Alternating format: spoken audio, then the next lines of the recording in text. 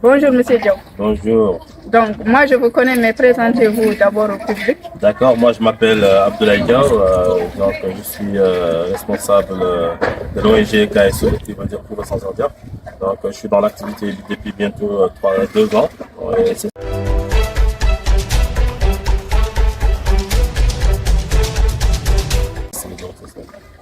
Voilà, donc déjà vous avez répondu à depuis quand vous avez commencé votre association, on voit bien.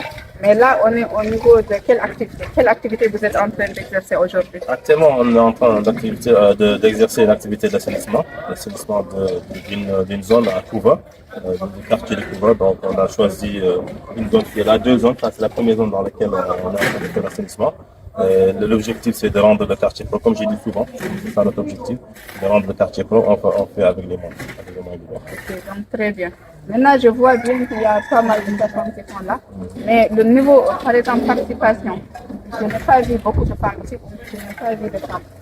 Qu'est-ce qui se passe? Ou bien, est-ce que lorsque vous faisiez, par exemple, tout ce qui est journée d'assainissement et de reboisement, est-ce qu'il y avait la présence des femmes? On les a avertis à temps, Oui. mais malheureusement, elles ne sont pas venues. Bon, je ne connais pas la cause.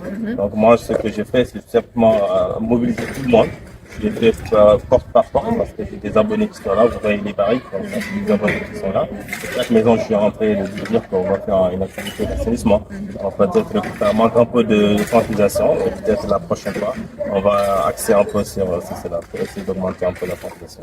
Voilà, très bien. En tout cas, moi, j'ai remarqué quand même, il y a quand même des jeunes. Il y a plus de jeunes que, c'est-à-dire que des adultes ou bien que des femmes.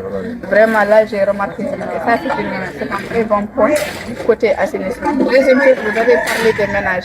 Et maintenant, combien de ménages vous avez ou bien combien de ménages vous gérez dans votre activité? Actuellement, j'ai à peu près une centaine. Depuis qu'on a débuté. Et tout s'est concentré au niveau du Touba.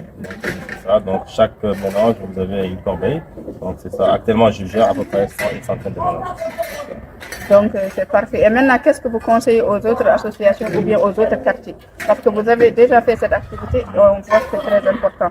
Qu'est-ce que vous conseillez aux autres associations ou bien aux autres quartiers?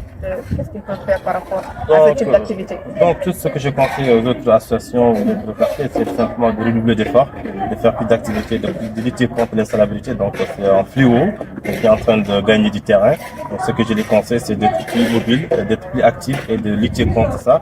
De créer des journées d'assainissement le plus tôt possible et de faire le maximum pour vraiment étrangler ce fléau qui dégrade notre vie. L'écosystème et tout ça, vous connaissez actuellement le réchauffement climatique est à la mode.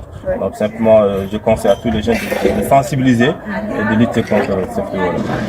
Voilà, donc machallah, on a bien échangé avec M. Diaw. Il nous a dit vraiment tout ce qu'il fait comme activité donc dans cette journée d'assainissement et de reboisement.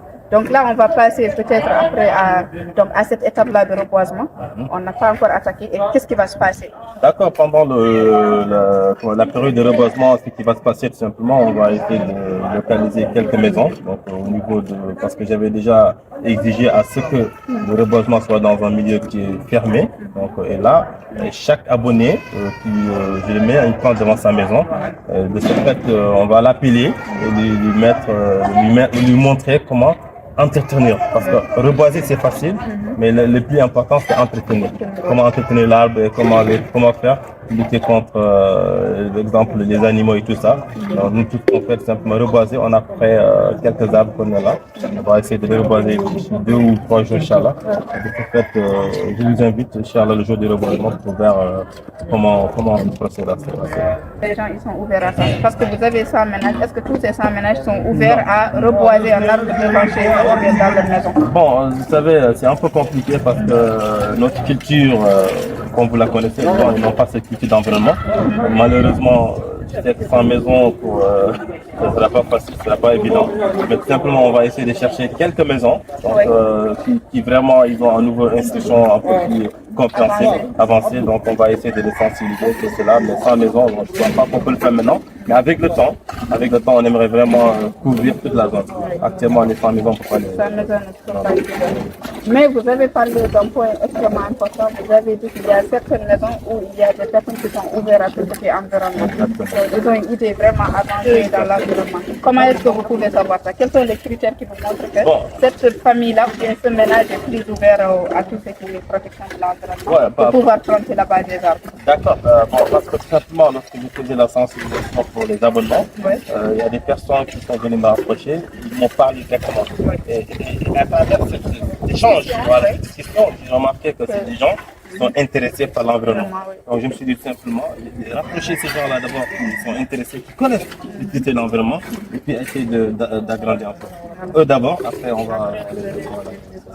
Maintenant, au fait, vous avez parlé aussi de ces discussions que vous avez eues avec ces abonnés-là. Donc, finalement, qui ont pu comprendre pourquoi on plante des arbres, etc. Donc, ils sont ouverts à l'environnement.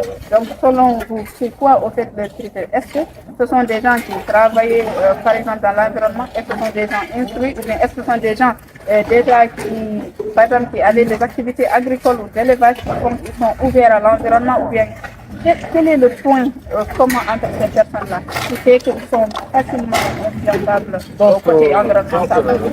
Pour ne pas allonger, c'est des gens qui sont instruits. Donc quand on parle d'instruction, c'est quelqu'un qui connaît les informations. Voilà, exactement. Donc déjà, c'est des gens qui connaissent de quoi on parle. Donc, ils sont instruits, ils savent que l'arbre c'est important. Ça fait beaucoup de choses.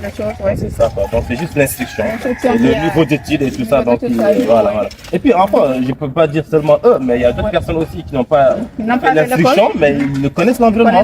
C'est des gens qui sont au village, ils savent, ils sont au village, ils connaissent les arbres, ils connaissent l'agriculture. Donc c'est ça quoi. Donc c'est pas eux qu'il y a ceux qui sont instruits, et tout le monde, il y a des gens qui ne sont pas instruits et qui savent comment. Ils savent, oui, à cause de leur travail dans l'agriculture, comme encore dans l'élevage aussi, le fait qu'ils viennent vraiment du milieu rural, donc ils sont en contact avec l'environnement. Donc c'est très bien. En tout cas, merci quand même d'avoir échangé avec nous dans cette journée d'assainissement et de reboisement. On est très content en tant qu'ONG ASEC de venir faire cette communication et cette vidéo. Donc pour que tout le monde puisse voir et puisse, c'est-à-dire pour qu'on puisse comprendre que assainir son quartier, c'est quelque chose, c'est une fierté que tous les jeunes doivent faire, que tous les habitants des quartiers doivent être encouragés à faire pour nous aider tous à lutter contre les déchets ménagers. Je vous remercie. Merci beaucoup. Donc, qu'est-ce que vous voulez dire comme dernier mot? Bon, le dernier mot que j'ai à dire à travers cette interview, tout simplement sensibiliser les jeunes sur l'environnement, parce que maintenant c'est à la mode. Donc l'environnement, il faut le protéger. Donc quand on parle tout des réchauffements climatiques, des déchets plastiques, le littoral et tout ça, donc les déchets, tout ça. Donc simplement à tous les jeunes d'être plus mobiles, parce que c'est la jeunesse actuellement, d'être plus mobiles dans la lutte contre les dégradations de l'environnement et d'être à la hauteur aussi. Mais un dernier mot pour celui qui vous a financé, qui vous a appuyé. D'accord. L'argent aussi, c'est important. Pour parler de financement, c'était mon projet Mon Avenir. Donc l'État avait fait le financement de mon projet Mon Avenir. Donc j'avais profité et postulé. J'ai fait que j'ai eu ce financement-là. Et depuis lors, c'est avec ça que je me débrouille. Après, il y a Caritas qui est venu avec des matériels d'assainissement qui m'ont été octroyés la fois passée par un intermédiaire du Donc ça fait un plaisir. C'est vrai, on ne peut pas parler sans les moyens. Les moyens du bord, c'est avec ça qu'on transmet cette petite. Ok, donc je vous remercie M. Diaw d'avoir accordé ce moment d'échange, donc pour pouvoir parler de vos activités. Je vous remercie. D'accord, merci beaucoup.